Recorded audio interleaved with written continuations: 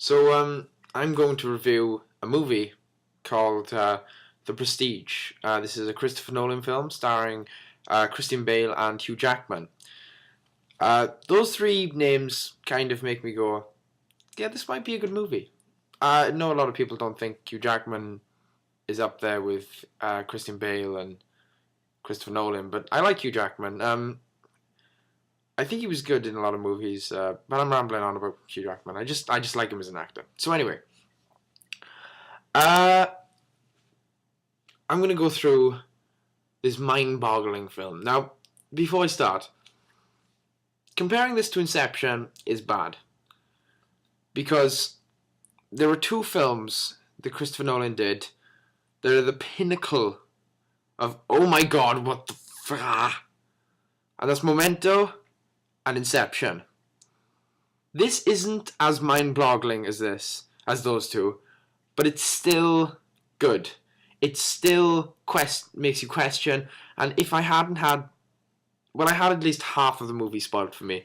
And the problem is, I'm not going to spoil anything from you because I think if I didn't know anything about this movie, it would have been 10 times better. And it was still amazing because you follow these two magicians.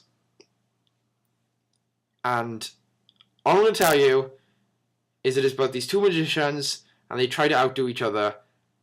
That's all I can tell you without giving too much away. That's just how mind-boggling and how much of a ride this movie is. Now, I rented this movie, but I'm certainly going to go buy it because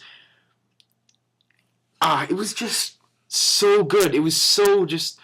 I hope it holds up replaying. And I can see it holding up because you're just like, oh, this is the bit of... Oh my god! But it's not... I say it like it's gory. It's not gory. The one way I can explain it is it's a ride. It's a roller coaster, and you just never know what's coming next. And the thing you least expect happens, and you're like, what? What just happened? But anyway, enough with the weird sounds. If you like Christopher Nolan, if you like Memento, if you like Inception, if you like The Dark Knight less so, because that's a very different movie. But it's it's still good. It's still a good Christopher Nolan movie. Of course, I like The Dark Knight. What am I talking about? But this is just one of those movies where you have to sit down and think. It's not one of those movies that you can go, wait, I'm gonna just get up, miss a couple minutes, get a drink. You can't. You have to get all your snacks, and you need to be ready to sit down and watch 2 hours of awesomeness.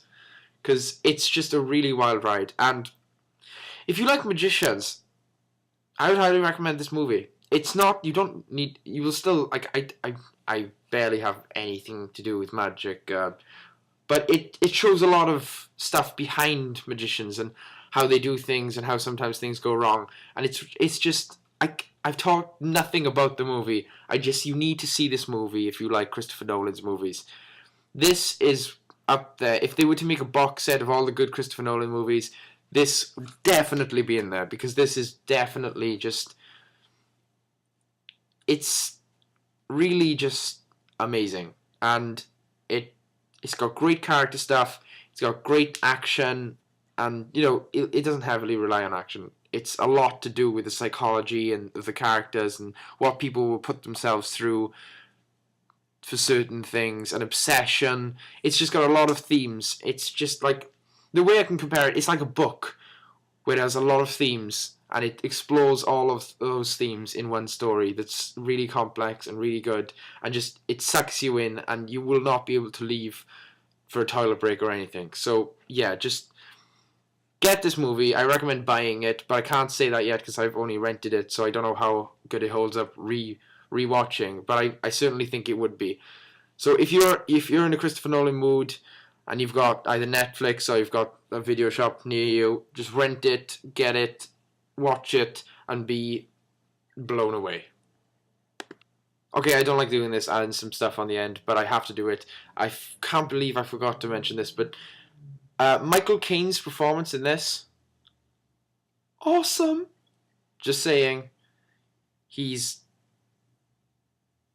good in every movie.